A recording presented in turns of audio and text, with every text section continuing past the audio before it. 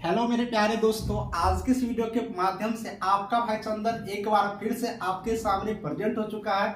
मेरे प्यारे brother and sister, इस वीडियो को आप लोग गौर से देखिएगा क्योंकि आप लोग को बहुत दिनों से इंतजार था कि कब न्यू वैकेंसी आएंगे, वो भी एएनएम और जीएनएम का, साथ ही लैब टेक्नीशियन का, बहुत सारे पोस्टों की वैकेंसी के बारे में, वो भी परमानेंट वैकेंसी के बारे में जानकारी देने के लिए मैं आपके पास आ चुका हूँ। तो इस वीडियो को अंत तक देखिएगा, बम्पर वैकेंसी है, पूरी डिटेल्स जानकारी हम आपको इस वीडियो में देंगे। सबसे पहले हम आपको जानकारी देने से पहले यहाँ पर एक चीज क्लियर कर देते हैं कि आप लोग अगर पहली बार चैनल पर आए हो तो लिंक डिस्क्रिप्शन में है, ज्वाइन कर लीजिएगा टेलीग्राम ग्रुप का। चूंकि टेलीग्राम ग्रुप को ज्वाइन करने से आपको ये होगा कि कोई भी नोटिफिकेशन आएगा तो उसका पीडीएफ आप लोग बिल्कुल रूप से सबसे पहले प्राप्त कर सकते हैं। और चैनल को भी सब्सक्राइब करिएगा, पूरा वीडियो देख लीजिए। अगर वीडियो अच्छा लगे और आपको लगे कि नहीं सबसे अच्छे न्यूज सर दे रहे हैं तो बिल्कुल रूप से मैं हूं चंदन कुमार और आपका भाई हूं, सब्सक्राइब कर लीजिएगा इस चंदन भाई के चैनल को। ये जो नोटिफिकेशन है आपको बता देते हैं, डीएसएसबी की तरफ से ये वैकेंसी निकल करके आ रही है, यानी कि दिल्ली सबऑर्डिनेट बोर्ड की तरफ से ये वैकेंसी निकल करके आ रही है। अब डीएसएसबी की तरफ से ये वैकेंसी निकल करके आ रही है तो ऑल इंडिया की कोई भी व्यक्ति इस फॉर्म को अप्लाई कर सकते हैं, पूरे भारत से, ठीक है, पूरे भारत देश के व्यक्ति। ये नहीं कि सिर्फ दिल्ली के लिए दिल्ली का अप्लाई करेंगे, पूरे भारत देश से इसके लिए आवेदन कर सकते हैं, देश से, पूरे भारत देश से। सबसे पहले मैं ऊपर में हेडलाइन लिख देता हूँ, डीएसएसबी की तरफ से ये वैकेंसी सामने निकल करके आ रही है, आप लोग कंप्लीट जानकारी समझ जाइए।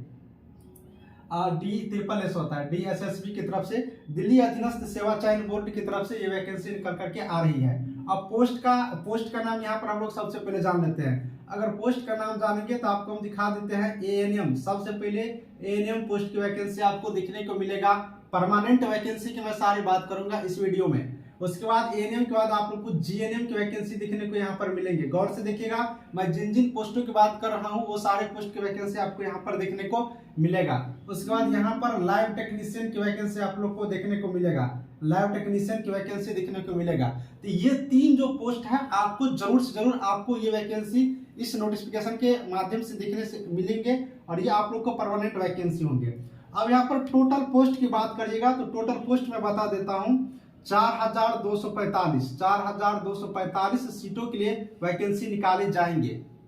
ये बात समझ लिए, टोटल पोस्ट 4245, इसी में एएनएम का सीट रहेगा, इसी में जीएनएम का सीट रहेगा, लैब टेक्नीशियन का भी सीट इसी में रहने वाला है। इसके अलावा भी कुछ और पोस्ट यहाँ पर आ सकते हैं, लेकिन ये तीन पोस्ट कंफर्म हो गया है, इन तीन पोस्टों के लिए वैकेंसी जारी किए जाएंगे। अब बात करते हैं कि क्वालिफिकेशन क्या होगा। तो जो एएनएम के लिए पोस्ट है तो उसमें एएनएम पास आउट होना चाहिए, जीएनएम वाले के लिए जीएनएम पास आउट होना चाहिए या फिर बीएससी नर्सिंग होना चाहिए, ठीक है। लैब टेक्नीशियन के लिए डीएमएलटी होना चाहिए, बीएमएलटी वाले भी अप्लाई करेंगे, डीएमएलटी होना चाहिए। अगर अदर पोस्ट आते हैं एक्सरे टेक्नीशियन के, एक्सरे टेक्नीशियन, ओटी के लिए ओटी टेक्नीशियन, लेकिन ये सारा क्वालिफिकेशन आपके पास रहना चाहिए। यहाँ पर बात करते हैं रजिस्ट्रेशन का, तो रजिस्ट्रेशन का भी मैंडेटरी रहता है एएनएम जीएनएम वालों के लिए। तो रजिस्ट्रेशन मैं बता देता हूँ, अगर आप लोग को आईएनसी में, इंडियन नर्सिंग काउंसिल में अगर आपका रजिस्ट्रेशन है तो आप बिल्कुल उससे अप्लाई कर सकते हैं। अगर किसी स्टेट में भी है, जैसे बिहार राज्य के हैं तो बिहार नर्सिंग काउंसिल में होना चाहिए, उत्तर प्रदेश का तो उत्तर प्रदेश राज्य में होना चाहिए। किसी भी स्टेट में अगर आप लोग का यहाँ पर स्टेट में भी अगर आपका रजिस्ट्रेशन होगा तो आप यहाँ पर अप्लाई कर पाएंगे, इसलिए घबराने की जरूरत नहीं है। अब एज की बात कर लेते हैं तो मिनिमम एज आपको 18 ईयर्स रखे जाएंगे, मिनिमम एज 18 ईयर्स रखे जाएंगे। और मैक्सिमम एज बात करेंगे तो अलग अलग कैटेगरी के लिए अलग अलग होगा।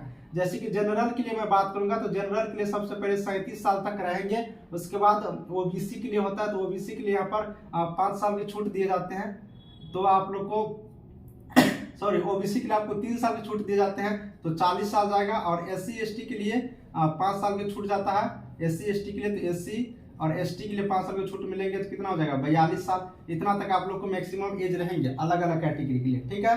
अब बात कर लेते हैं कि एग्जामिनेशन फी और कितना लगेगा। अब देखिए एग्जामिनेशन फी हर कैटेगरी के लिए अलग अलग लगता है, जनरल, ईडब्ल्यूएस, ओबीसी के लिए अलग, एससी एसटी के लिए अलग। तो अब नोटिफिकेशन जब आएगी, विज्ञापन आपके सामने, तब आपको यहाँ पर एग्जामिनेशन फी के बारे में कंप्लीट जानकारी मिलेगा, क्योंकि अभी नोटिफिकेशन आया हुआ नहीं है, ऑनलाइन आवेदन अभी स्टार्ट नहीं हुआ है, इसलिए आपको एग्जामिनेशन फी के बारे में बताना भी उचित नहीं है, क्योंकि ये जो है डिपार्टमेंट डीएसएसबी यहाँ पर आप लोग को तय करते हैं कि कितना एग्जामिनेशन फी लगेंगे। अब दोस्तों यहाँ पर बात करेंगे कि कब तक ये आप लोग को फॉर्म भरने की प्रक्रिया चालू होगा। तो अप्लाई करने के लिए जो स्टार्ट डेट है वो आप लोग को नवंबर के लास्ट वीक में आने की पूरी चांस है। यहाँ पर ऑफिशियल जानकारी आ चुकी है, नवंबर के लास्ट वीक में आप लोग को आ जाएंगे। जब नवंबर के लास्ट वीक में आएंगे तो दिसंबर पूरा दिसंबर तक आप लोग को इस फॉर्म को भरने के लिए आप लोग को मौका मिलेगा। ये नोटिफिकेशन आ चुका है, मैं अपने नोटिफिकेशन मोबाइल में है, आपको टेलीग्राम ग्रुप में डाल देंगे, आप लोग भी देख लीजिएगा। तो नवंबर लास्ट वीक में चांस है और इंड डेट इसका दिसंबर पूरा तक रहेगा। अब घबराने की जरूरत नहीं है। सैलरी की बात करेंगे तो परमानेंट जॉब है तो अलग अलग पोस्टों के लिए सैलरी भी अलग अलग रहेगा। जैसे एएनएम के लिए बात करेगा तो मिनिमम आपको 2400 ग्रेड पे मिलेगा। अगर वही जीएनएम के लिए बात करेंगे तो कम से कम 4200 के आसपास रहेगा ग्रेड पे। ये ग्रेड पे की मैं बात कर रहा हूँ। टोटल सैलरी की बात करोगे तो एएनएम के लिए अगर बात करोगे तो कम से कम 40,000 प्लस का सैलरी बनेगा। अगर जीएनएम के लिए बात करोगे तो 50 से 55,000 के बीच आप लोग को सैलरी के आसपास आप लोग को बनेंगे। तो ये सैलरी भी डिपेंड पड़ता है, ऑफिशियल नोटिस आएंगे तब, लेकिन इतना ग्रेड पे पर आप लोग को यहाँ पर सैलरी मिल जाएंगे। अब सिलेक्शन प्रोसेस की यहाँ पर मैं बात कर लेता हूँ। चयन प्रक्रिया क्या होगा, सिलेक्शन प्रोसेस। तो देखिए लिखित एग्जाम होगा इसमें, मैं बता देता हूँ लिखित एग्जाम आप लोग को होने वाला है। लिखित एग्जाम लेकर के आप लोग को एएनएम, जीएनएम या फिर लैब टेक्नीशियन या फिर और कोई जो पोस्ट आएंगे ये 4245 के लिए तो लिखित एग्जाम होगा। लिखित एग्जाम हो सकता है कि 2 स्टेप में हो, टायर 1 टायर 2 यानी कि पीटी मेंस, लेकिन इसका लिखित एग्जाम होगा, इसीलिए तैयारी करना भी शुरू कर दीजिए। अब सिलेबस की बात करते हैं तो सिलेबस मैं आपको नेक्स्ट वीडियो में प्रोवाइड करा दूंगा। अगर आप लोग सिलेबस के लिए जोर करेंगे, अगर सिलेबस चाहिए तो इस सारे पोस्टों के लिए तो मैं पिछले बार जो एग्जाम हुआ था उसको देखते हुए एक सिलेबस आप लोगों को हम बता देंगे, जिसके अकॉर्डिंग अब आप लोग तैयारी कर सकते हैं। तो अगर आप लोग चाहते हैं कि इसके बारे में कंप्लीट सिलेबस तो कमेंट करिएगा, हम आपको सिलेबस दिखा देंगे और पूरी कंप्लीट जानकारी आपको हम दे दिए नई वैकेंसी के बारे में, जो कि ऑल इंडिया के कोई भी कैंडिडेट है तो इस पर आप अप्लाई कर पाएंगे। तो दोस्तों कैसा लगा ये वीडियो बताइएगा, और आपको किस टॉपिक पर नई वीडियो चाहिए वो भी बताइएगा। ऑल इंडिया में कहीं पर भी नर्सिंग से रिलेटेड वैकेंसी आएगी तो ये फास्ट इंफॉर्मेशन चैनल आपको एक एक पॉइंट डिस्कस करके कंप्लीट जानकारी हम आपको देते रहेंगे। चलिए इस वीडियो को यहीं पर समाप्त करते हैं। अगर आपको वीडियो अच्छा लग रहा है तो इस चंदन भाई के चैनल को सब्सक्राइब करिए और हम आपको मिलेंगे एक और नई वीडियो के साथ, नई जानकारी के साथ। तब तक के लिए वीडियो से समाप्त करते हैं। Bye bye.